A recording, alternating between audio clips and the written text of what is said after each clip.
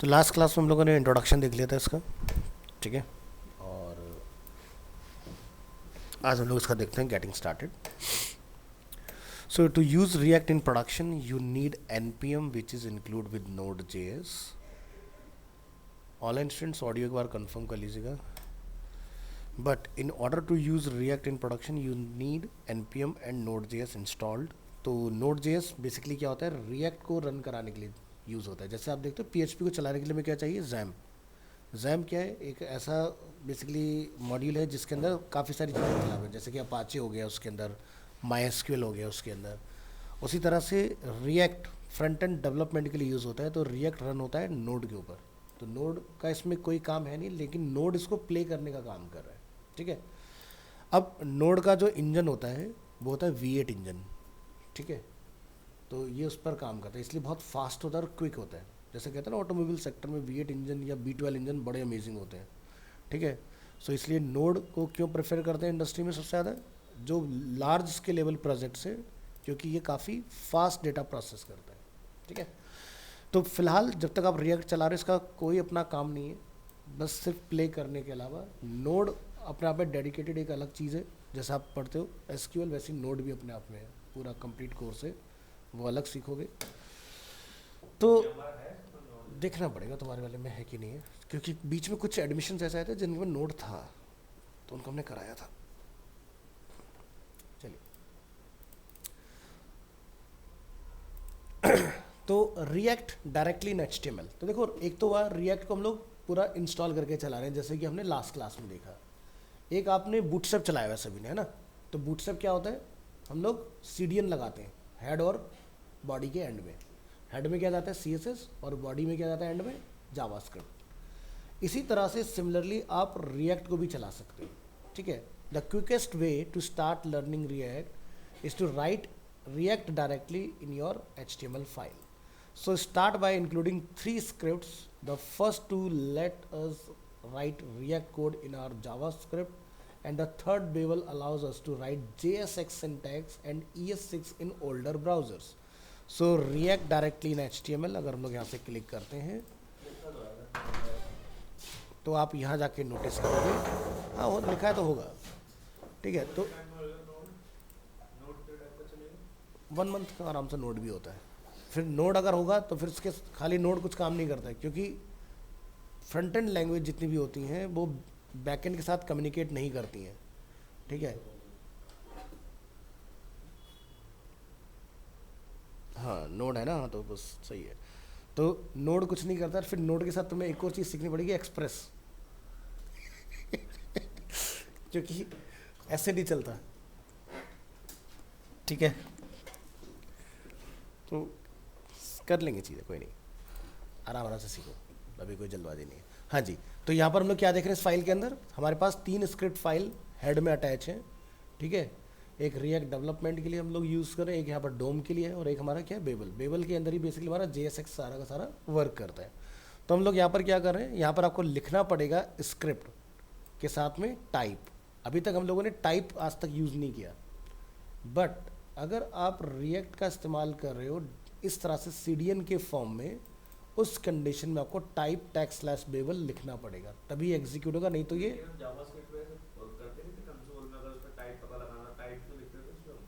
वो अलग चीज़ है। देखो क्या था, 2012 तक ब्राउज़र में एक स्क्रिप्ट नहीं चलती थी, जैसे विजुअल बेसिक का आपने नाम सुना होगा, VB स्क्रिप्ट जिसको हम बोलते थे, वो भी चलती थी। तो पहले के टाइम में जावास्क्रिप्ट को इतनी प्रायोरिटी नहीं थी, अदर लैंग्वेजेस को ज़्यादा प्रायोरिटी थी। तो हमें लिखना पड़ता था script tag type equal to, ठीक है। जैसे अगर मैं आपको यहाँ दिखाऊँ W3C वैलिडेटर पर अगर आते हैं, और यहाँ से हम लोग HTML वैलिडेटर की बात करें, और यहाँ से हम लोग अमेज़न को उठा लें, amazon.com, और हम इसको लाके यहाँ पर कॉल करा लें, amazon.in ले लो और चेक पर परफॉर्म करो। तो यहाँ पर आप एक एरर देख रहे हो, script type tag slash JavaScript. अब अमेज़न जो है बहुत पुराना है, 2003 से बेसिकली इनका चल रहा है अपना सिस्टम, तो तब हमें टाइप लिखना पड़ता था, लेकिन इन्होंने देख रहे हो बहुत सारी चीज़ें बदली नहीं, उसी में चल रहा है। तो यहाँ पर ये वार्निंग आ रही है कि भाई type attribute is unnecessary for JavaScript resources, इसकी ज़रूरत नहीं है। अननेसेसरी लगा रखा है। अब ये लगा हुआ भी है तो भी कोई ऐसी दिक्कत नहीं दे रहा, लेकिन मॉडर्न वेब डिज़ाइनिंग ये कहता है, HTML5 ये कहता है अभी इसको हटा दो, ये आउटडेटेड चीज़ है। तो पहले स्टाइल टाइप टेक्स्टलेस CSS भी लिखना पड़ता था और स्क्रिप्ट टाइप टेक्स्टलेस जावास्क्रिप्ट भी लिख के बताना पड़ता था। तो जैसे मेरे पास पुराना वाला ड्रीमवीवर पड़ा हुआ है, एक बार ज़रा इस पर नज़र डालते हैं तो आपको समझ में आएगा। चलो, ये कुछ ऐसी ही चीज़ें दिखाने के लिए रखा हुआ है।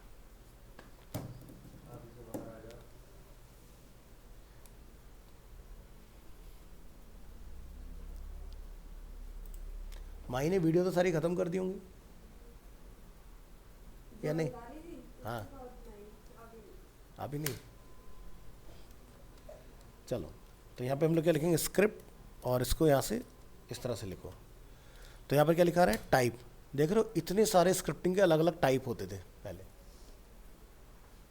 है ना। हम तो खाली आज की डेट में क्या चलाते हैं, स्क्रिप्ट टैग, स्क्रिप्ट। अब तुम बाद में आए हो तो इसलिए लेट हो गए ना समझने में।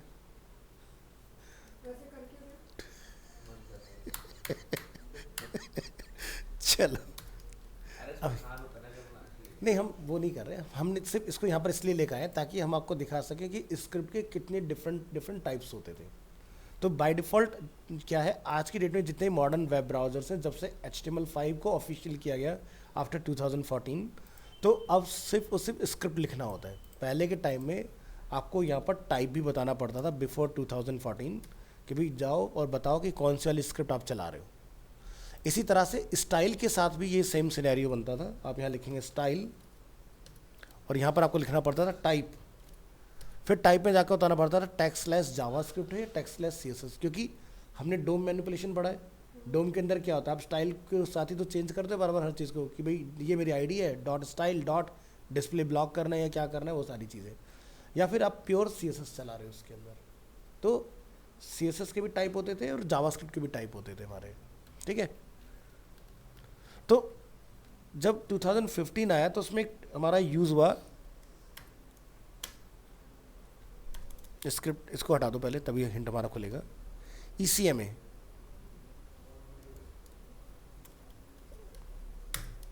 तो यहाँ देखो कहीं ECMA दिख रहा है आपको, ये रहा एक्मा स्क्रिप्ट जिसको हम लोग बोलते हैं। तो एक्मा स्क्रिप्ट के अंडर में कब गया जावास्क्रिप्ट, तो ये गया था आपका जब जावास्क्रिप्ट का ES5 इंट्रोड्यूस हुआ, तो ये एक्मा के स्टैंडर्ड में चला गया। तो फिर हमें बताना पड़ता हम कौन सी जावास्क्रिप्ट चलाने वाले हैं। ES5 तो ये आपको लिखना पड़ेगा, नहीं तो पुरानी वाली जावास्क्रिप्ट चलती थी। अब ये सब खत्म हो गया, सब स्क्रैप कर दिया, सिर्फ स्क्रिप्ट टैग में जो मर्जी कोड करो सब चलेगा, टेंशन नहीं है। चलिए इधर आ जाते हैं वापस से। सो हम यहाँ पर क्या समझ रहे हैं कि रिएक्ट को आप, एक तो होता है कि प्रॉपर ऐप को इंस्टॉल करके इस तरह से चलाएं, या फिर आप क्या कर सकते हैं डायरेक्टली ब्राउज़र में कॉन्फ़िगर कर सकते हैं। कैसे, हेड में जाके आपने उसको कॉल करा लेना है, ठीक है, इस तरह से। अब इसके बाद आपको यहाँ पर क्या लिखना पड़ेगा, टेक्स्टलेस बेबल, ये लिखोगे तभी आपका JSX जो है वो वर्क करेगा इसके अंदर। तो यहाँ पर हमने एक फंक्शन बनाया बिल्कुल जावास्क्रिप्ट की तरह, हेलो, और हमने क्या लिखा, रिटर्न, और हमने यहाँ पर लिखा H1 में अपना मैसेज। अब नॉर्मल जावास्क्रिप्ट में इसमें क्या फ़र्क है, अगर नॉर्मल जावास्क्रिप्ट में अगर आप रिटर्न करा रहे हो तो आपको इसको कोट वगैरह में डालना पड़ेगा, लेकिन यहाँ नहीं है, यहाँ आपका डायरेक्ट चल जाएगा क्योंकि ये JSX है। इसके बाद आपको इसको कहाँ रेंडर करना है, तो हमने देखो ऊपर एक div id रूट कंटेनर बना रखा है। हमने क्या लिखा, container equal to document dot get element by ID root, और हमने क्या लिखा, क्रिएट रूट में कंटेनर, और यहाँ से हमने उसके अंदर रेंडर किसको करा दिया, हेलो फंक्शन को। लेकिन JSX में जब भी कोई फंक्शन आप कहीं कॉल कराओगे वो एज ए एलिमेंट कंसिडर होता है, तो यानी कि एक टैग की तरह, और इसकी सेल्फ क्लोजिंग होना बहुत ज़रूरी है। और यही आप रिएक्ट के अंदर जब प्रॉपर ऐप पर काम करोगे तब भी। तो क्या ये हमें यूज़ करना चाहिए प्रैक्टिस या नहीं, इसके ऊपर ज़रा बात कर लेते हैं। तो देखो, this way of using react can be okay for testing purposes. अब मान लो कि मैं तुम्हारे किसी कंपनी के अंदर हूँ और मेरे नीचे कुछ लोग काम कर रहे हैं, अब मैं पूरा एक पहले ऐप इंस्टॉल करूँ, नोड इंस्टॉल करूँ, फिर उसके बाद मैं चेक करने जाऊँ, उससे अच्छा मैं 3 सीढ़ियाँ लगा के तुम्हारे कोड को चेक कर सकता हूँ, ना कि पूरा ऐप मुझे चाहिए। तो टेस्टिंग पॉइंट ऑफ व्यू से ठीक है, but for production you will need to set up a React environment, तभी आप सारी चीज़ें चला पाओगे, है ना। So setting up a React environment, if you have npx and node.js installed, you can create a React application by using create React app, जो कि हमने लास्ट क्लास में देख लिया है process. So if you have previously installed React app globally, it is recommended that you install the package and ensure npx always uses the latest version of create React app. तो आपका पुराना नहीं होना चाहिए, नए नए अपडेट्स आते रहते हैं, बट अभी काफ़ी टाइम से स्टेबल है अपना, तो वैसी टेंशन वाली बात नहीं है. सो अगर कमांड के थ्रू इंस्टॉल करना चाहते हो तो आप क्या लिखोगे, to install run this command npm install -g, मतलब ग्लोबल. ठीक है, यानी कि कहीं भी हो इंस्टॉल हो जाए. ठीक है, हो सकता है बहुत सारे लोग क्या करते हैं ना कि उसमें डी ड्राइव में भी इंस्टॉल कर लेते हैं, तो उस कंडीशन में ग्लोबल फ्लैग लगा के हटा सकते हो. तो यहाँ से आपने करना है इंस्टॉल और फिर क्या लिखोगे, क्रिएट रिएक्ट ऐप. फिर आप कमांड रन करो, run this command to create a React application named my React app. तो लिखेंगे npx क्रिएट रिएक्ट ऐप और जो भी आप नाम रखना चाहो. तो मैंने जैसे लास्ट क्लास में माई ऐप नाम रख दिया, तो कुछ भी रख सकते हो. स्पेस नहीं होगा, ये ध्यान रखना, स्पेस एक्सेप्टेबल नहीं है. The create React app will set up everything you need to run a React application. So run अगर करना चाहते हैं रिएक्ट एप्लीकेशन को, ना you are ready to run your first real React application, run this command to move to the my React app directory. तो आप लिखेंगे cd. ठीक है, तो cd मतलब यहाँ से आपका ये डायरेक्टरी में लेके जाएगा इस फोल्डर के अंदर, और वहाँ जाके आपने क्या करना है, npm start. So run this command to run the React application my React app.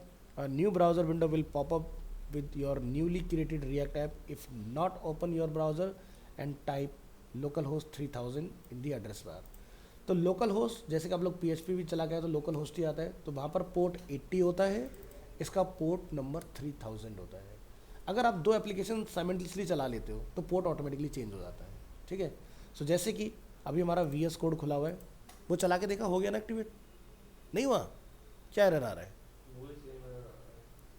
ऐसे कैसे हो सकता है. वो कौन सा कंप्यूटर को किया था लास्ट क्लास में हमने,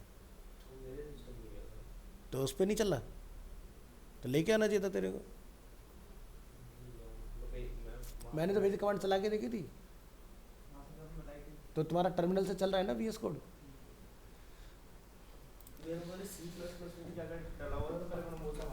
अच्छा, तो चलिए हमारा रिएक्ट के फोल्डर में हमें माई ऐप के अंदर जाना है, तो हम लोग क्या लिखेंगे, cd स्पेस माई डैश ऐप. तो देखो हम लोग इस फोल्डर में आ गए, जैसे कि यहाँ पर लिखा हुआ है.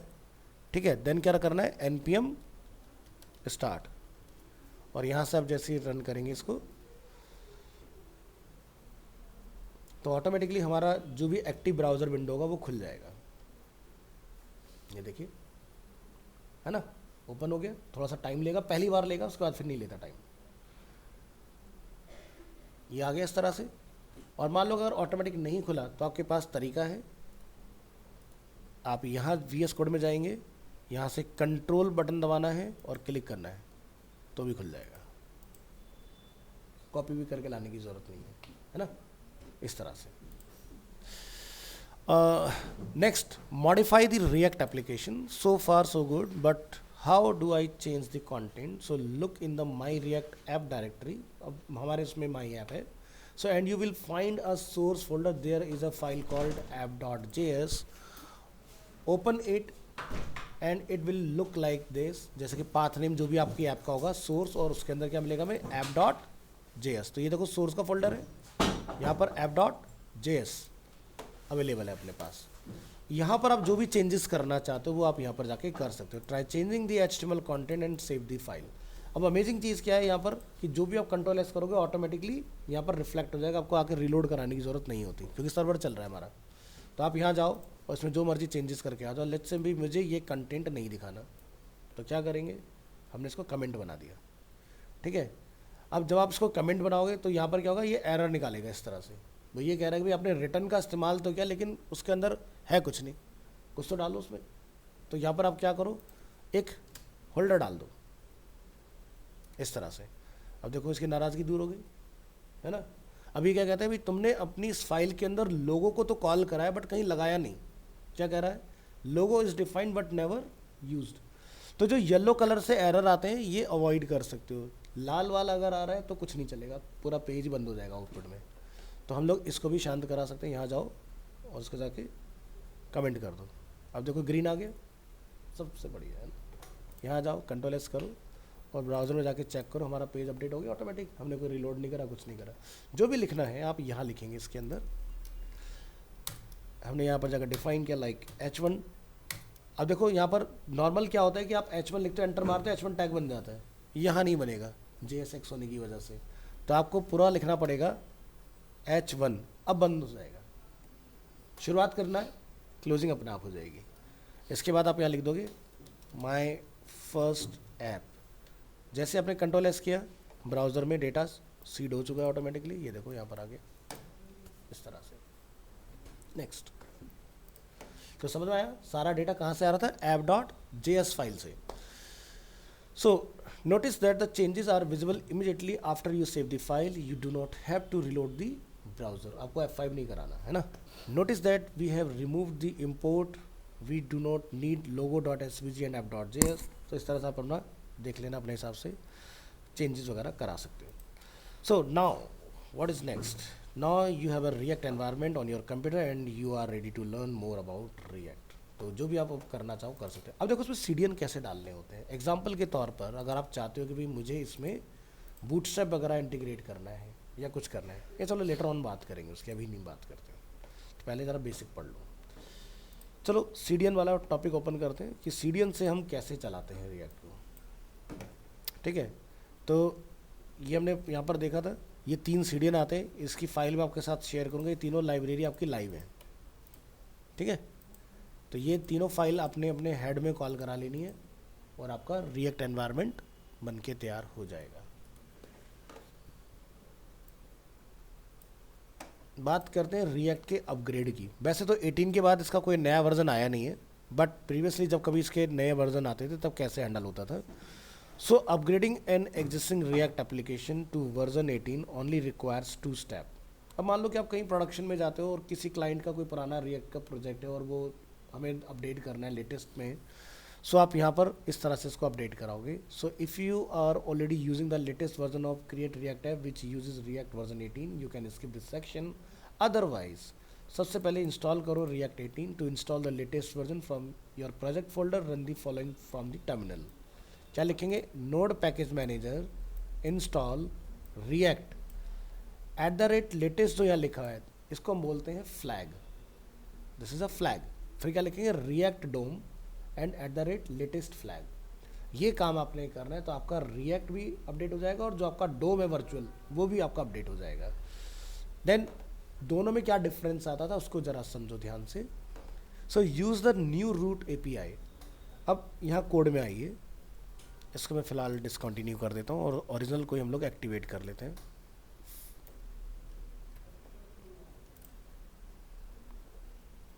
और लोगों को हम लोग यूज़ करें, बट ऊपर हमने कमेंट किया उसको हटा दो, सही हो जाएगा। तो देखिए इंडेक्स फाइल पर आपने एक नज़र डालना है। सो इंडेक्स फाइल में यहाँ पर आप ध्यान दें, ठीक है। तो देखो पहले के टाइम में क्या होता था, जब भी हम लोग लेके आते थे before import React DOM from React DOM and React DOM render, जो भी आपका नेम है फाइल का जिसको आप कॉल करा रहे हो, इस तरह से आपको लिखना होता था। अब लेटेस्ट में क्या आ गया है, रिएक्ट डोम के आगे आपको क्या लिखना है, क्लाइंट। ठीक है, ऊपर जाओगे क्या लिखा है, क्लाइंट।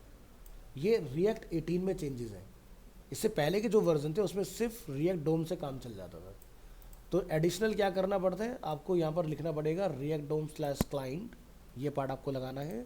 इसके बाद नीचे आपको यहाँ पर इस लाइन में देखो रेंडर वाले पार्ट में, तो आपको यहाँ पर करना है रिएक्ट डोम डॉट क्रिएट रूट। पहले हमें ये नहीं करना होता था क्रिएट रूट, अब आपको नए वर्जन में ये चेंजेस करना पड़ता है। तो ये पार्ट देखो हमारा यहाँ पर मेंशन है क्रिएट रूट, ठीक है। और इसमें हम लोग क्या रेंडर करा रहे हैं, ऐप को। ये देखो हमारा रूट डॉट रेंडर में क्या रेंडर हो रहा है, ऐप। अब ये गया कहाँ यहाँ से रेंडर होके, तो देखो हमने इसको पाथ दिया है रूट का, और ये रूट एग्जिस्ट कहाँ करता है, पब्लिक फोल्डर के index.html के अंदर। सो बाय डिफ़ॉल्ट इसका नेम होता है रूट, तो चेंज कर सकते हैं। ठीक है, आपको लगता है भाई मेरे को कुछ और रखना है तो यहाँ पर रख दो, जैसे कि डेमो फॉर एग्जांपल। या मैं काम करता हूँ रूट को ऐसे ही छोड़ देता हूँ, हमें अपना डेटा जो है वो डेमो में डालना है, तो हमने यहाँ से डेमो को डिफाइन किया। इसके बाद आप क्या करोगे, अपनी index.js फाइल में आओगे और यहाँ जाके आप अपना खुद का रूट कस्टम बना सकते हो। तो अपना डेटा जो है वो डेमो में रेंडर हो रहा है। तो चलिए यहाँ पर आके देखेंगे क्या हमारा आउटपुट आ रहा है कि नहीं, काम कर रहे हैं। अब जो पहले वाला हमारा रूट है वो भी हमें दिखाई दे, तो उसके लिए हम लोग क्या करेंगे, यहाँ लिख देते हैं जैसे कि ब्लैंक रूट। तो लिखा रहा है देखो, तो यानी कि कौन सा यूज़ हो रहा है, डेमो वाला अपना पार्ट, ठीक है। तो यानी कि ये पार्ट भी कस्टमाइजेबल है, इसको अपन चेंज कर सकते हैं।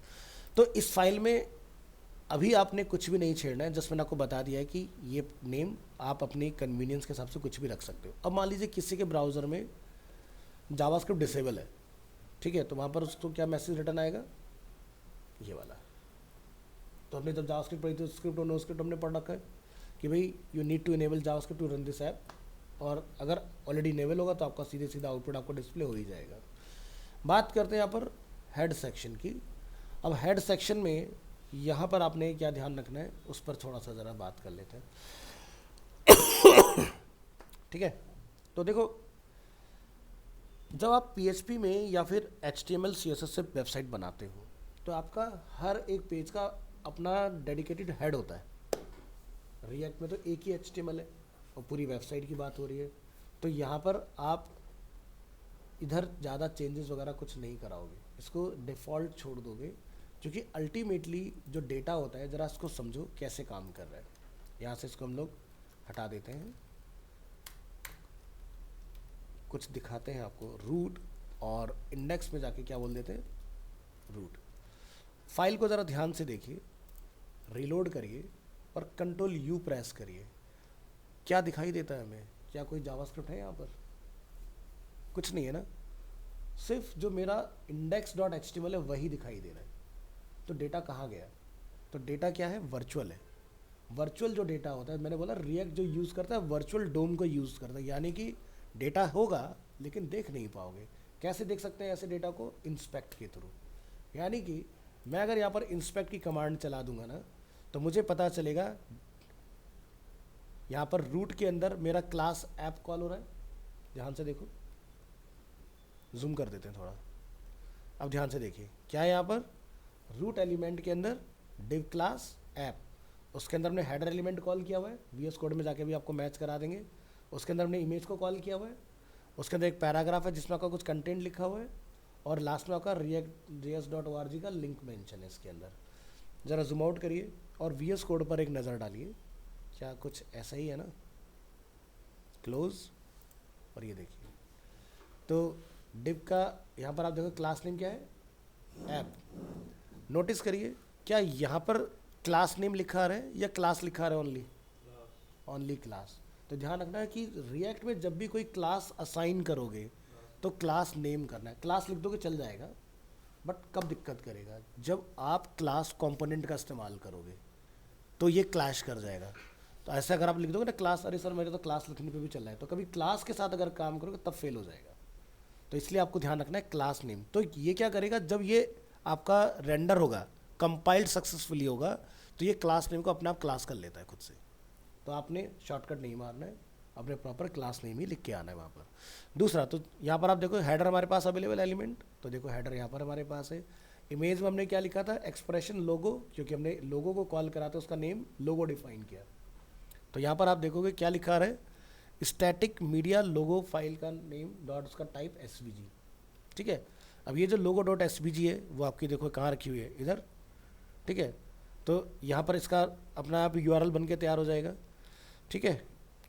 नेक्स्ट, यहाँ पर एक कोड टैग अवेलेबल है जो आप नीचे देख रहे हो। तो पूरा का पूरा डेटा आपको यहाँ पर दिख रहा है, कहाँ पर, वर्चुअल। तो जो चीज़ें आपको डायरेक्ट कंट्रोल U पर नहीं दिखती हैं, जैसे jQuery कभी भी कंट्रोल U पर दिखती नहीं, मतलब उसका कोड भले से देख लोगे लेकिन क्या हो रहा है वो नहीं देख पाओगे, इंस्पेक्ट करके देख पाते हो। इसी तरह से रिएक्ट जो होता है वो पूरा वर्चुअल होता है, यानी कि ऐसे जाओगे किसी को कुछ मिलेगा ही नहीं कि कुछ कॉपी कर लें यहाँ से, सारा कुछ कहाँ चल रहा होगा, इंस्पेक्ट पर चल रहा होगा, ठीक है।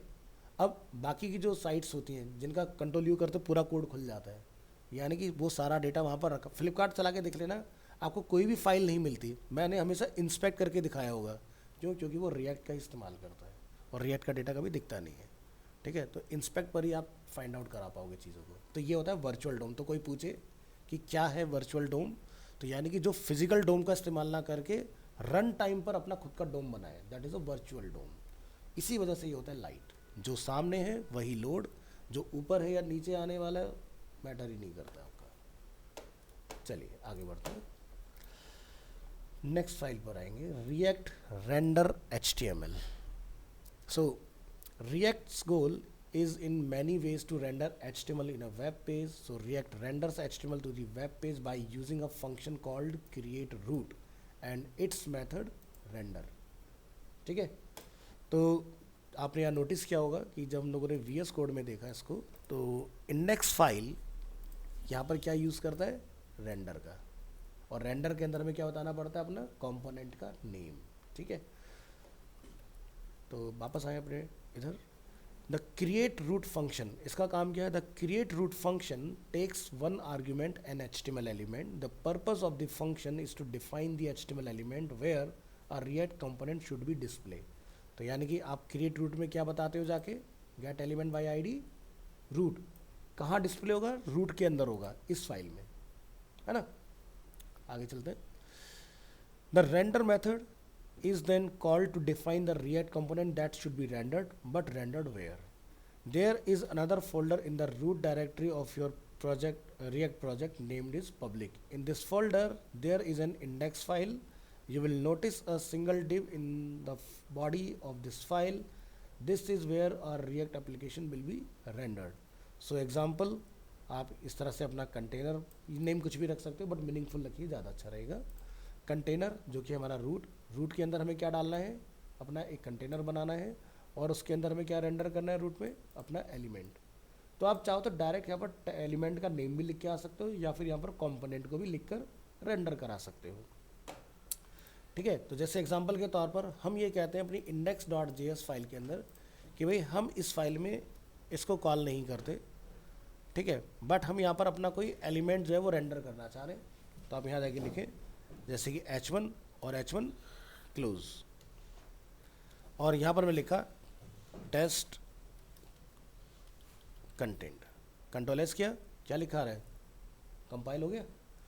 और कंपाइल होने के बाद अगर आप यहाँ फाइल में आके जाके देखो तो क्या लिखा आता है, टेस्ट कंटेंट। तो देखो ऐसा नहीं है कि आप इंडेक्स फाइल में डिज़ाइनिंग नहीं कर सकते हो, काम हो जाएगा, बट इसकी एक हायरार्की है। इंडेक्स जहाँ पर सारा डेटा पहुँचेगा, ऐप जो पीछे से सारे कंपोनेंट को अपने पास लेगा, और ऐप पास करेगा इंडेक्स को, इंडेक्स पास करेगा index.html को। आपको कॉन्सेप्ट क्लियर, आप कहीं भी काम करा सकते हो, बट सही जो तरीका है वो ये होता है कि जो भी आपकी ऐप है, जैसे आप अरीना का प्रोजेक्ट बना रहे थे, अरीना एक ऐप हो गई, ठीक है, तो उसके अंदर एक index.js है और एक app.js है। तो अरीना के जितने भी पेज बनेंगे वो सारे इंपोर्ट होंगे app.js में, और app.js उसको दे देगा उठा के index.js को, index.js उसको रेंडर कराएगा index.html के रूट सेक्शन के अंदर। ठीक है, तो इस तरह से आपके एक दूसरे पर डिपेंडेंट है सारी चीज़ें, बट डायरेक्टली भी काम किया जा सकता है, जैसे कि अभी मैंने आपको यहाँ पर करके दिखा दिया, चेंज हो गया, काम करा इस चीज़ ने। स्ट्रिक्ट मोड क्या करता है, एरर हो ना हो फिर, लेकिन फिर भी रेंडर करो, एरर हो ना हो लेकिन फिर भी रेंडर करो। अगर आप उसको हटा दोगे तो उससे कोई दिक्कत वाली बात नहीं, तब भी आपका आउटपुट आएगा।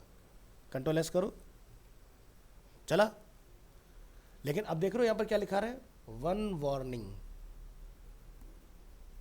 लिखा रहा है, तो मैं इसको जाके प्रॉपर कमेंट बना के आऊँगा तब ये जाएगा। लेकिन स्ट्रिक्ट मोड होने से क्या था कि उसने उसको डिसमिस कर दिया था, समझ गए ना। तो वो बाय डिफ़ॉल्ट खुद से लिख के देता, आप हटा सकते हो, उससे कोई दिक्कत वाली बात नहीं है। चलिए तो आगे बढ़ते हैं, इसको हटाओ, इस पर आ जाओ। So the result is displayed in the div id root, जो आप मैसेज लिखोगे, जैसे मैंने टेक्स्ट कंटेंट अपना लिखा है, और यहाँ पर आके डिस्प्ले होगा। Note that the element ID does not have to be called root, but this is the standard convention. So आप अपना रूट से ही डिफाइन कीजिए कि एप्लीकेशन का रूट क्या है। आपको जैसे मैंने डेमो करके दिखाया तो लिख सकते हो, बट मीनिंगफुल नेम अपना रूट ही रहता है। बात करेंगे HTML कोड की। The HTML code uses JSX, मतलब जावास्क्रिप्ट XML, ठीक है, which allow you to write HTML tags inside the JavaScript code. अब देखो JSX क्या है, आप यहाँ नोटिस करो, ये जो हम लोग ड्रीमवेयर यहाँ खोल के बैठे हैं, ये XHTML है, यानी कि जब 1999 में HTML 4.0.1 लॉन्च हुआ तो इसके साथ बड़ी दिक्कतें स्टार्ट हुई भाई। बहुत सारे जो चीज़ें थी वो इंटरनेट एक्सप्लोरर पे सही चलती थी, कुछ चीज़ें मोजिला फायरफॉक्स में सही चल रही हैं, कुछ ओपेरा में सही चल रही है। तो एक वेब डेवलपर की तो ज़िंदगी ख़राब है भाई। वो तो वेबसाइट बनाएगा, इधर सुधारेगा तो उसकी उधर ख़राब, उधर सुधारेगा तो उधर ख़राब, तो करे क्या। तो W3C ने एक बीच का रास्ता निकाला, उन्होंने बना दिया XHTML, यानी कि एक्सटेंसिबल हाइपरटेक्स्ट मार्कअप लैंग्वेज। तो देखो यहाँ पर ज़रा समझते हैं चीज़ों को। यहाँ पर आपको एक ऑप्शन मिलेगा कन्वर्ट, है ना। आप कन्वर्ट में जाके यहाँ बोलो भी मुझे HTML 4.0.1 में काम करना है, तो देखो सब बदल गया। इसमें कोई भी XHTML आपको नहीं मिलेगा, यानी देखो मेटा टैग बंद नहीं हो रहा ना, ध्यान से देखो, क्या मेटा टैग सेल्फ क्लोज हो रहा है, नहीं हो रहा ना। लेकिन XHTML को जब लॉन्च किया गया उसका मेन पर्पज़ ही यही था कि आपकी माही अलग से कुछ पढ़ रही है क्या? चलो, तो यहाँ पर क्या दिखाई देता है, क्लोज हो रहा है ना। इसी को हम बोलते हैं सेल्फ क्लोजिंग, यानी कि अगर आप एक BR भी लगाते हो, ठीक है, ये ऐसे नहीं रहता, इसको बताना पड़ता है इस तरह से, तो BR भी क्लोज होगा। या अगर आप एक इमेज टैग की बात कर रहे हो, ठीक है, तो इमेज टैग भी ऑटोमेटिकली देखो बंद हो रहा है, मैं लगा नहीं रहा, ऑटोमेटिकली क्या कर रहा है वो क्लोज करा रहा है इसको। सो हर चीज़ का सॉल्यूशन एक ही था कि जो भी कंटेनिंग टैग है उनके साथ तो क्लोजिंग का पेयर अपना आता ही है, जैसे H1 है तो बंद होगा। बट जो नॉन कंटेनिंग टैग है उनके अंदर आपको सेल्फ क्लोजिंग कराना मैंडेटरी हो जाता है। और इसी कॉन्सेप्ट पर काम करता है आपका JSX, यानी कि XML बेस्ड सारी चीज़ें। अब ये क्या करता है, जब देखते हो ना वेब पैक कंपाइल्ड सक्सेसफुली, तो वापस से फिर से HTML ही बन जाता है। यानी कि जब आप कोड को चेक करने जाओगे वहाँ पर सेल्फ क्लोज नहीं दिखाई देगा तुम्हें, सिर्फ यहीं पर दिखाई देगा रिएक्ट के अंदर, क्योंकि कंपाइल होती है वो फिर से चेंज हो जाता है। So create a variable that contains HTML code and display in the root node. So root node पर दिखाने के लिए क्या करेंगे, the root node is the HTML element where you want to display the result. It is like a container for content managed by React. It does not have to be div element and it does not have the ID equal to root. So for example the root node can be called whatever you like, जैसे हमने लिखा body, हमने लिखा header, ID लिखा हमने arena, तो ज़रूरी नहीं कि वो div पर ही चलेगा, आप जो भी कंटेनर टैग पर चलाना चाहो डेटा उस पर ला के इंजेक्ट करवा सकते हो। तो हमने यहाँ पर div को रिप्लेस करके क्या बना दिया, header। हमें तो इससे मतलब है ना ID क्या है, तो यहाँ पर देखो हमने लिखा arena और हमारा arena का अंदर डेटा जो है वो रेंडर हो रहा है। तो किसी भी आप कंटेनिंग टैग के ऊपर चला सकते हो।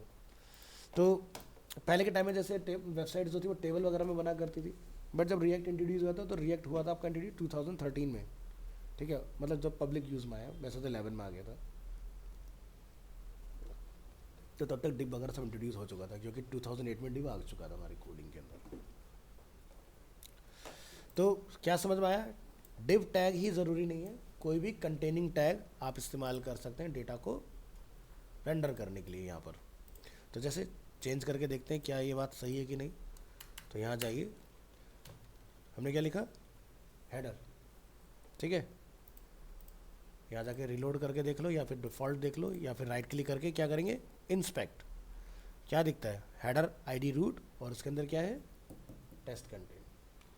भाई सीधी सी बात है, हमें तो इसको ID बताना है ना, इसको थोड़ी ना पता कि ID किस चीज़ की है, वो पैराग्राफ है, वो डिव है, वो स्पैन है, क्या है, चलेगा। बट कंटेनिंग के लिए हमेशा हम लोग प्रेफर करते हैं डिव, तो इसलिए डिव आपका बेस्ट बनता है, क्योंकि हेडर को हम सिर्फ और सिर्फ पेज के टॉप में एक बार यूज़ करते हैं। या फिर हेडर फिर कहाँ आ सकता है, देखो हेडर टैग एक ही बार आता है, लेकिन हेडर के नाम से क्लास आप कई बार बना सकते, जैसे कार्ड होता है ना, कार्ड का अपना खुद का एक हेडिंग होता है, तो उसका अपना हेडर भी होता है, उसका अपना फुटर भी होता है, तो हो सकता है। लेकिन हेडर और फुटर एलिमेंट एक ही बार हो सकता है, लेकिन किसी कार्ड के अंदर हेडर फुटर एलिमेंट नहीं होते, वहाँ पर आपका सिर्फ और सिर्फ या तो हेडर क्लास होगा या फुटर क्लास होगा। जैसे बूटस्ट्रैप आप पढ़ के आए हो तो उसमें क्या देखते हो, गेट बूटस्ट्रैप पर आ जाओ और यहाँ से कार्ड ओपन करो फटाफट, यहाँ से लिखिए कार्ड, तो यहाँ देखोगे आप कार्ड बॉडी है, नीचे आइए, एक हमें कोई हेडर के नाम से भी एग्जांपल मिल जाएगा, कार्ड टाइटल है यहाँ पर, और नीचे चलिए इसमें और नीचे आते जाओ, ये देखो तो यहाँ पर आपको कार्ड हेडिंग के नाम से एक मिल जाएगा, फुटर का भी एग्जाम्पल मिलेगा। देखो क्या लिखा रहा है, कार्ड हेडर, ठीक है। हाँ जी सर, इसमें और आपको कार्ड का फुटर भी मिल जाएगा। देखिए यहाँ पर फुटर अवेलेबल है, तो यहाँ पर क्या क्लास है, कार्ड फुटर। तो मीनिंगफुल नेम है, कंफ्यूजिंग नेम नहीं है कि खाली यहाँ पर फुटर लिखा हुआ है, खाली यहाँ पर हेडर लिखा हुआ है। तो जिस टॉपिक को बिलोंग कर रहे हैं उस टॉपिक का नेम यहाँ पर मेंशन है। लेकिन यहाँ पर आप हेडर एलिमेंट इंट्रोड्यूस नहीं कर सकते, क्योंकि हेडर पूरे पेज का एक होगा, फुटर पूरे पेज का एक होगा।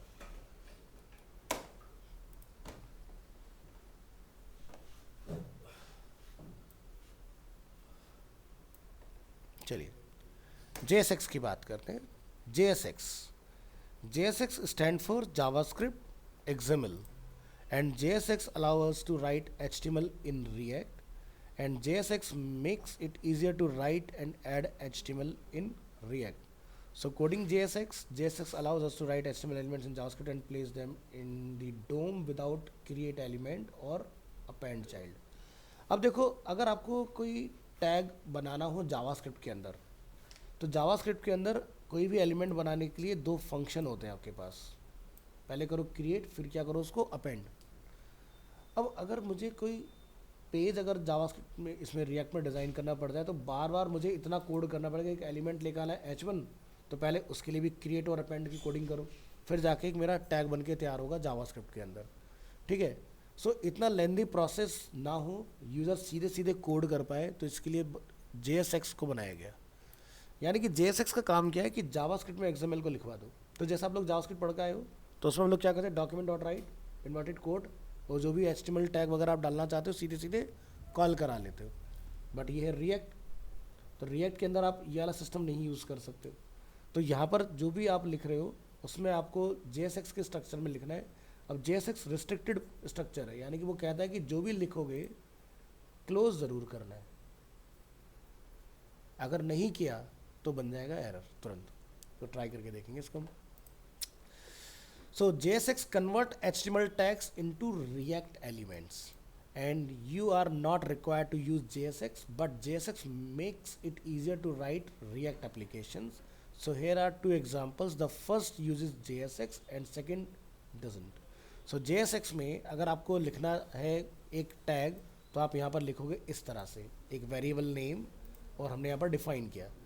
और अगर इसी चीज़ को आपको बनाना है तो आपको ऐसा लिखना पड़ेगा, react dot create element, tag का नेम H1, और आपको यहाँ पर एक्सप्रेशन छोड़ना है, फिर आपने यहाँ पर लिखना है अपना जो भी मैसेज। तो यहाँ पर क्या होगा, आपका आउटपुट निकल के आएगा। तो अब जो HTML CSS सीखा है उसके लिए तो ये वाला तरीका ज़्यादा आसान है ना। वो ये वाला तरीका क्यों यूज़ करेगा, क्योंकि अभी तो एक टैग डाल रहे हो, कल को मान लो तुम्हें पूरा स्ट्रक्चर लिखना पड़ गया, तो करते रहो क्रिएट एलिमेंट, है ना। तो इसलिए ये प्रैक्टिस प्रेफर नहीं की जाती है। चलो ट्राई करके देखते हैं इसको कैसे काम करता है, ठीक है। तो यहाँ आओ, और जैसे कि हम लोग एग्जांपल के तौर पर इसको टेस्ट कर लेते हैं, और हम यहाँ से इस फाइल को कर देंगे क्लोज। इसको भी डिफ़ॉल्ट पर ला के छोड़ देते हैं, Ctrl+S एंड क्लोज, और इसको भी आपने क्लोज कर लेना है। इस इंडेक्स फाइल को हम यहाँ से करेंगे कॉपी पेस्ट, और इसको रीनेम करके कर देते हैं डिफ़ॉल्ट। डिफ़ॉल्ट फाइल हमने बैकअप के लिए इसलिए रखा ताकि अभी आप लोग जैसे नए हो तो आपको पता होना चाहिए कि फाइलें किस तरह से कॉल होती हैं, तो स्ट्रक्चर आप यहाँ से देख पाओगे। अब ये हमारे पास एक index.js फाइल है, मैं यहाँ से सारा कोड क्या कर देता हूँ, डिलीट, और हमने लाके अपना यहाँ पर कॉल कर लिया, जो मैंने अभी आपको एग्जाम्पल बताया था वो वाला, ठीक है। फाइल को सेव कीजिए और इसका आउटपुट चेक करिए आप। डेटा आ गया, Ctrl+U प्रेस करेंगे, अगेन यहाँ पर हमें कुछ नहीं मिलेगा, लेकिन इंस्पेक्ट करेंगे तो आपको यहाँ पर पता चलेगा। रिस्पॉन्सिव को बंद कर दो, हमें इसकी नीड नहीं है, और एलिमेंट के ऊपर जाके क्लिक करिए, तो आप यहाँ पर देखोगे डिवाइड रूट और H1 एलिमेंट हमारा रेंडर हो रहा है। अब यही चीज़ अगर हम लोग यहाँ से इस तरह से यूज़ करते हैं, इसको क्या करेंगे, कमेंट, यहाँ ट्राई करिए, प्रेस कीजिएगा Ctrl+S और ब्राउज़र में आइए, सेम आउटपुट आ रहा है, लेकिन देखो H1 टैग बन के तैयार हो गया, क्योंकि हमने क्या यूज़ करा, क्रिएट एलिमेंट, तो आपका इससे सेम आउटपुट निकल के आ जाएगा। तो जब दोनों ही सेम काम कर रहे हैं तो फिर मैं इसको क्यों ना यूज़ करूँ, फिर ये वाला तरीका हमें यूज़ करने की ज़रूरत नहीं है। ठीक है, अगर कंफर्टेबल हो चलाओ, बस ये ध्यान रखना जो भी टैग आप इंट्रोड्यूस करोगे, जैसे डिव बनाना, डिव लिखो, अपना एक्सप्रेशन छोड़ो और उसके अंदर जो भी आपने कॉल कराना है उसको कॉल करा दो। लेकिन दिक्कत कहाँ स्टार्ट होगी, जब आप उसके अंदर कुछ चाइल्ड डालने जाओगे, क्योंकि डिव खाली तो आएगा नहीं, उसके अंदर कुछ होगा कंटेनिंग एलिमेंट। तो माइक्रो लेवल पर जब आपका कंटेंट की जब बात आती है तभी आपको परेशान करना स्टार्ट करता है। इसलिए इस प्रैक्टिस को हम लोग यूज़ ना करके इंस्टेड ऑफ दिस हम यूज़ करते हैं JSX को। यहाँ पर आप सीधे सीधे लिख सकते हो अपना मैसेज। तो यहाँ पर क्या हुआ कि भाई माई एलिमेंट एक वेरिएबल नेम है। वेरिएबल नेम भी जब आप डिफाइन करेंगे तो आपको इस तरह का ध्यान रखना है, आप सिंगल भी लिख सकते हो, ऐसा नहीं है। ठीक है, तो यहाँ पर इक्वल टू अपना विदाउट इन्वर्टेड कोट सीधे लिखना है।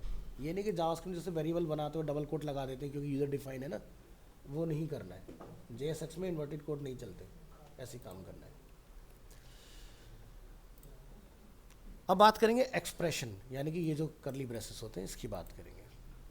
ठीक है, तो with JSX you can write expression inside curly braces. The expression can be React variable or property or any other valid JavaScript expression.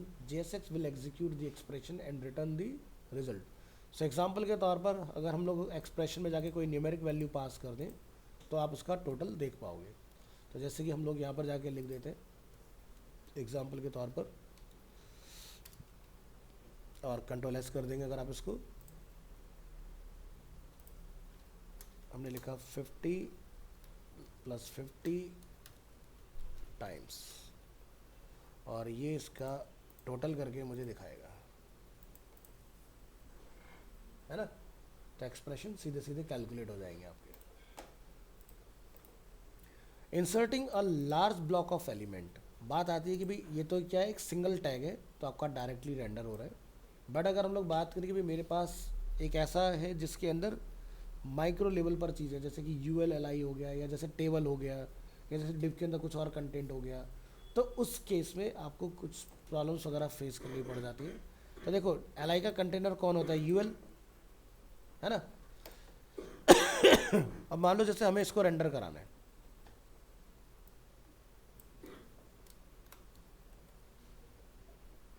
Control S कर दो और ब्राउज़र में आके चेक करो, रेंडर हो रहा है। अब किस केस में दिक्कत आएगी आपको, उस केस को समझो। मान लो मेरे पास पैराग्राफ्स हैं,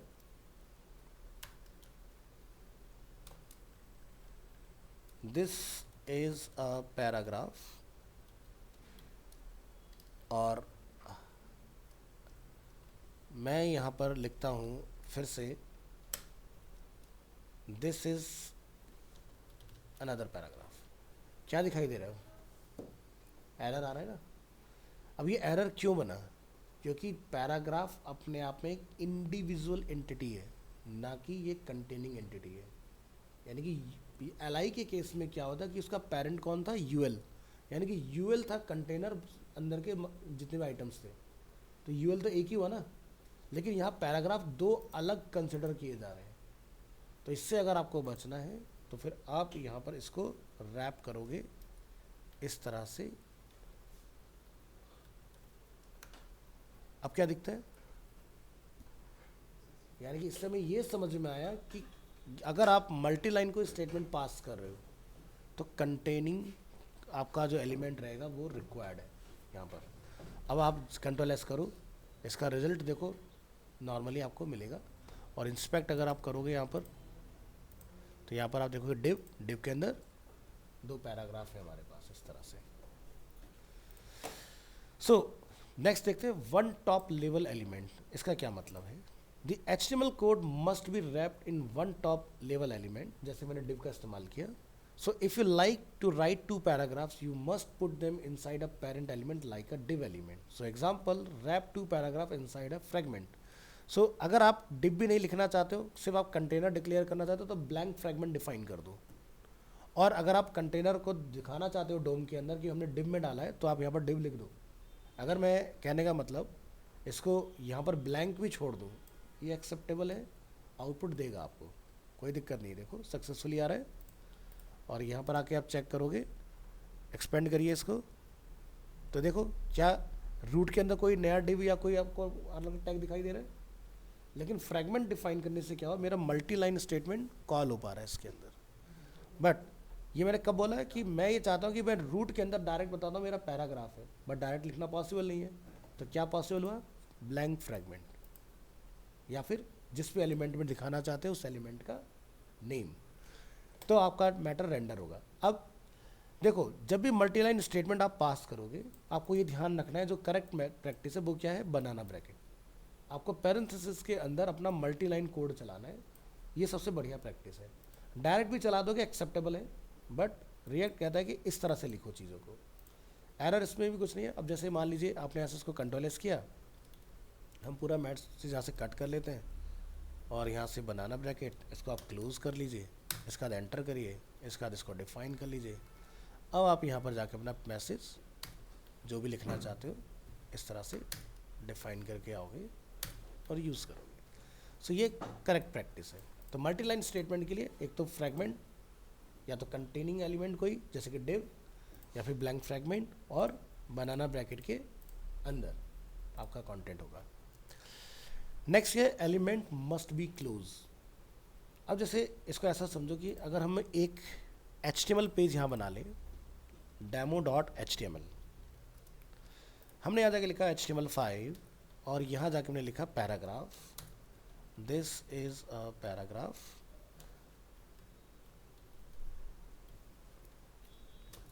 और इसको हम बोलते हैं दिस इज अनदर पैराग्राफ।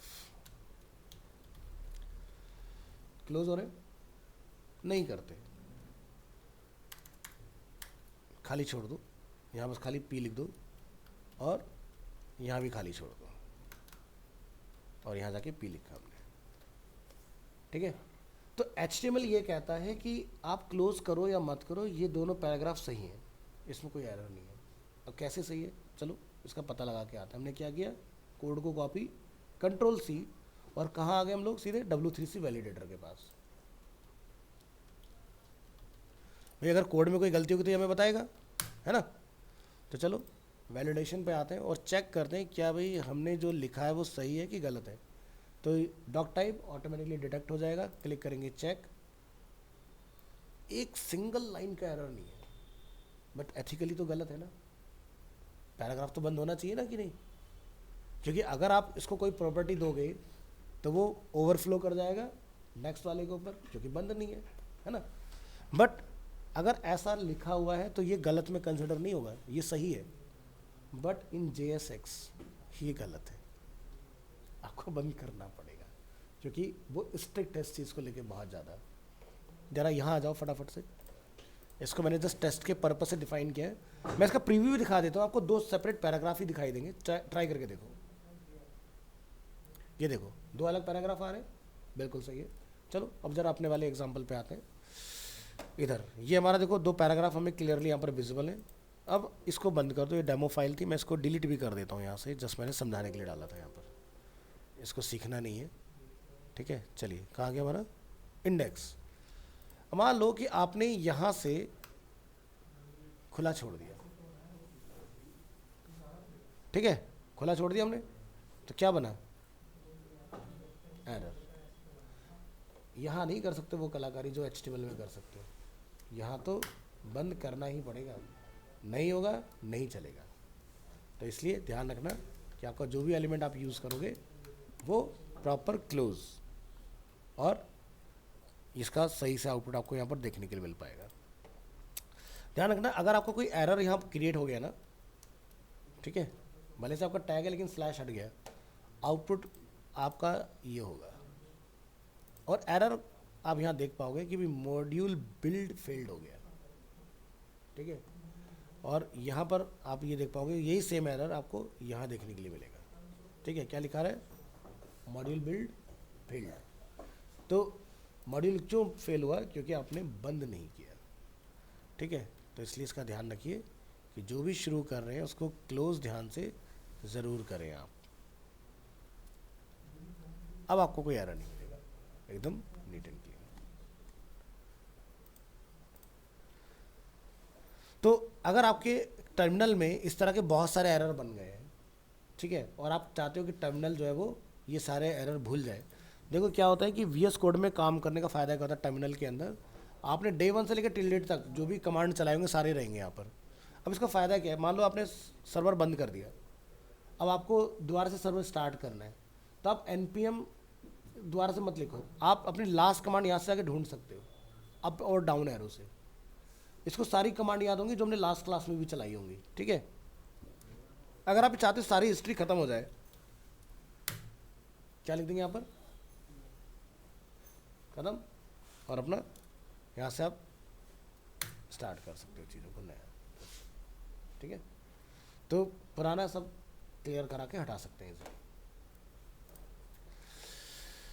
चलिए तो आगे देखते हैं यहाँ पर एलिमेंट मस्ट बी क्लोज क्या कहता है हमसे, JSX follows XML rule and therefore HTML elements must be properly close, so close empty elements with // सो मान लीजिए आपको कोई इनपुट टाइप टेक्स्ट फील्ड लेके आना है, तो हमने HTML ये पढ़ा, ये बंद नहीं होता, बट यहाँ पर आपको बंद करना होगा। अगर आपने कहीं BR लगाया है तो वो भी आपको सेम इसी तरह से यूज़ करना है। So JSX will throw an error if the HTML is not properly close.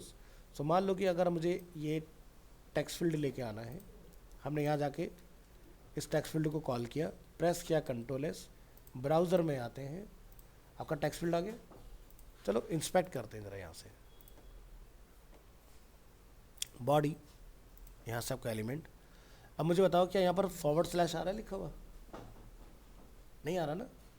तो // क्यों नहीं आ रहा है, क्योंकि JSX क्या होता है, आप कोडिंग करते हो उसके अंदर, लेकिन जब लिखा आता है रन आप कंपाइल सक्सेसफुली, तो वहाँ पर क्या होता है आपका वो सारा फिर से HTML में रीरेंडर हो जाता है, समझ गए। तो इसलिए यहाँ पर आपको मॉडर्न, यानी कि गूगल तो यही देखेगा ना, या जो वेब के एस्थेटिक्स है वो तो यही चेक करेंगे भाई हमारा लेटेस्ट HTML5 होना चाहिए, तो ऑटोमेटिकली आपने जो लिखा वो चेंज हो जाएगा। जैसे बताया ना क्लास नेम अगर है तो क्लास हो जाएगा, वैसे अगर आपने // लगा के अगर इनपुट टाइप टेक्स्ट को यहाँ बंद किया हुआ है तो आउटपुट में नहीं आएगा, ये आउटपुट में इनपुट टाइप टेक्स्ट ही दिखेगा सिर्फ, / ऑटोमेटिकली रिमूव हो जाएगा, यानी कि वो कन्वर्ट हो गया आपका टेक्स्ट। इसी को बोलते हैं कंपाइलेशन। बात करते हैं attribute class equal to class name. So the class attribute is a much used attribute in HTML, but since JSX is rendered as JavaScript and the class keyword is reserved word in JavaScript, so you are not allowed to use it in JSX. So use attribute class name instead of class. Camel case में use करना है. So JSX solve this by using class name instead. When JSX is rendered, it translates class name attributes into class attributes. So use attribute class name instead of class in JSX। तो आप यहाँ पे जो भी लिखोगे class name इस तरह से, वो ऑटोमेटिकली आउटपुट में जब इंस्पेक्ट करोगे तो क्लास नेम ही आपको हटा के क्लास कर देगा। तो अब ये जैसे ये फॉर्म कंट्रोल की जो हम लोग यहाँ पर देख रहे हैं, फॉर्म कंट्रोल हमारा किस में चलता है, बूटस्ट्रैप में चलता है, ठीक है। तो मान लो कि हमने अगर किसी में लगाना है इसको, तो मैं आपको बूटस्ट्रैप इंटीग्रेट करके दिखा देता हूँ। तो नॉर्मली हम यहाँ पर अगर देखें तो ये हमारा पैराग्राफ है, तो बाय डिफ़ॉल्ट HTML में क्या होता है 16 पिक्सल्स और क्या होता है टाइम्स न्यू रोमन फॉन्ट होता है।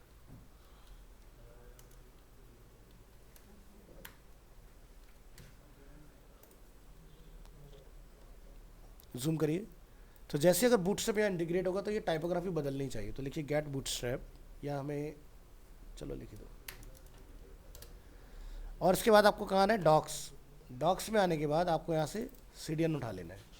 अगर जावास्क्रिप्ट नहीं चला रहे तो खाली CSS का CDN लो, और क्या बोलोगे index.html फाइल, और यहाँ लाके आपने इसको कॉल कर देना। लग गई बूटस्ट्रैप। ब्राउजर में जाके चेक करो, चेंज हो गया, ठीक है, टाइपोग्राफी बदल गई ना हमारी। अब हमें इस फील्ड को स्टाइल करना है, तो आप क्या करोगे index.js में जाके यहाँ लिखोगे क्लास नेम, और यहाँ पे लिखेंगे आप फॉर्म कंट्रोल। अब देखो यहाँ पर बूटस्ट्रैप का स्टाइल आ रहा है, तो राइट क्लिक करो, इंस्पेक्ट करो, और यहाँ जाओ और चेक करो क्या लिखा रहा है अगेन, ओनली क्लास। तो बेसिक बेसिक सारी चीज़ें क्लियर हो गई। तो आपको डूज एंड डोंट्स पता चल गए भाई कैसे काम करना है। तो अगर आप यहाँ पर क्लास भी लिख दोगे तो भी आपको सही दिखाएगा, गलत नहीं बताएगा इसको। सक्सेसफुल। अब यहाँ ब्राउज़र में जाओ, क्लास यहाँ अभी भी काम कर रहा है, इंस्पेक्ट करोगे तब भी आपको वही दिखाएगा, ओनली क्लास ही वहाँ पर। बट प्रॉब्लम स्टार्ट कहाँ शुरू होती है कि जब आप आगे चल के फंक्शंस बनाओगे, क्लासेस क्रिएट करोगे, तब दिक्कत स्टार्ट होगी। क्योंकि क्लास कीवर्ड क्या होता है, जब भी कोई क्लास डिक्लेयर होती है आपको लिखना पड़ता है क्लास, क्लास का नेम, तो वहाँ ये फेल हो जाएगा। अभी कोई क्लास नहीं है ना यहाँ पर, तो इसलिए सही है। अब लेकिन अच्छी चीज़ क्या है कि मॉडर्न रिएक्ट में रिएक्ट ने ये कहा है कि भाई आप क्लास कंपोनेंट का यूज़ कम करो, और कौन सा कंपोनेंट ज़्यादा यूज़ करना है, फंक्शन कंपोनेंट। तो फंक्शन कंपोनेंट के साथ अगर आप जाओगे तो वो ज़्यादा बढ़िया, और फंक्शन कंपोनेंट के पास क्लास की सारी पावर्स हैं, ठीक है। और फंक्शन कंपोनेंट के अंदर कंपैरेटिवली क्लास आपको कोड भी कम करना पड़ता है। सो अगर आपको क्लास लिखने पर आउटपुट सही मिल रहा है तो इसका सीधा सा रीज़न है कि आपके इस फाइल में कहीं भी क्लास कीवर्ड का जिक्र नहीं है। अगर कहीं पर क्लास आपने बनाया होगा तब ये काम नहीं करेगा, तो इसलिए हैबिट रखिएगा क्लास नेम के साथ। चलिए जी, तो आज के लिए इतना रखते हैं। और कुछ बचा है इस फाइल के अंदर, कंडीशन है, और इसको भी देख लो। सो कंडीशन इफ स्टेटमेंट की अगर बात करें तो react support if statement but not inside JSX। तो इसके लिए आपको क्या करना पड़ेगा, अपना अलग से एक फंक्शन बना लेना है। So to be able to use conditional statement in JSX you should put the if statement outside of the JSX, यानी कि जो हम रेंडर करा रहे हैं उससे बाहर, और you would use a ternary expression instead.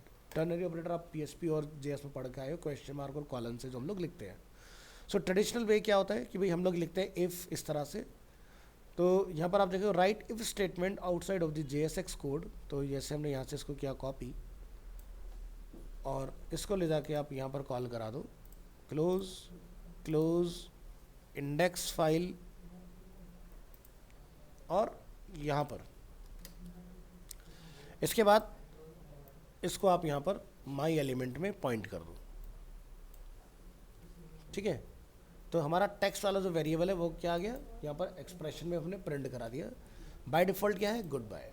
हमने क्या बोला, अगर वैल्यू लेस देन 10 है तो हेलो आए, अदरवाइज गुड बाय आए। तो क्या है वैल्यू अभी एक्स की, लेस देन 10 है ना, 5 है, तो आपको यहाँ पर अभी क्या रिटर्न आना चाहिए, हेलो। और जैसे हम लोग वैल्यू यहाँ से बढ़ा देते हैं 11, अभी आप क्या नोटिस करोगे, तो ये आपका इस तरह से वर्क करेगा।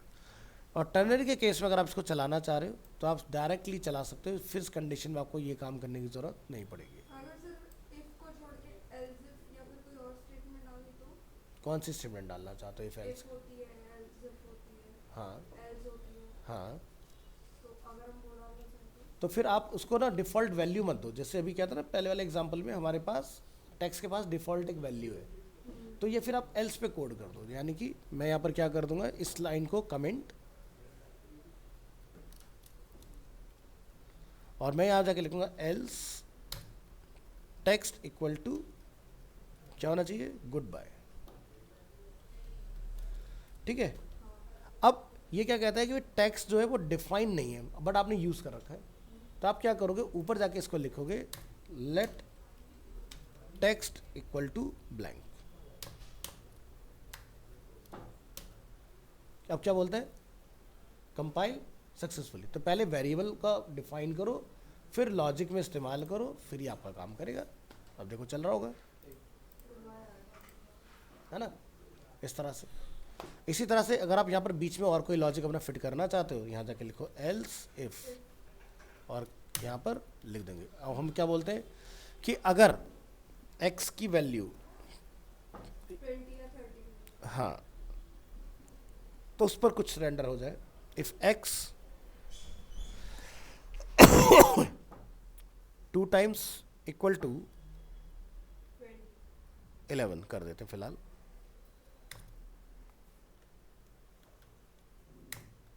अच्छा, ऑलरेडी नीचे हमारा क्लोज है तो इसको हटा दीजिए यहाँ से। यहाँ जाके आप लिख देंगे ट्रू, और इसको आप ट्राई कर लीजिए। क्या लिखा रहा है? ट्रू लिखा रहा है। तो इस तरह से अपनी अलग अलग चीज़ों को टेस्ट करा सकते हैं। तो टर्नरी ऑपरेटर के केस में आपके लिए क्या बेनिफिट है कि भाई आप सीधे सीधे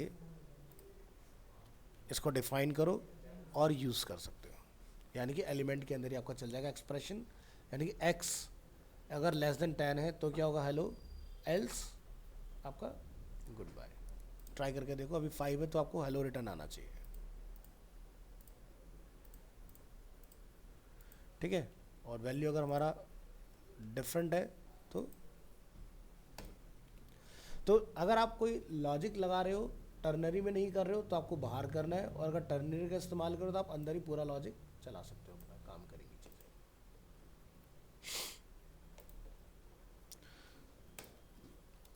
चलिए, तो आज के लिए इतना रखते हैं, मिलते हैं नेक्स्ट क्लास में।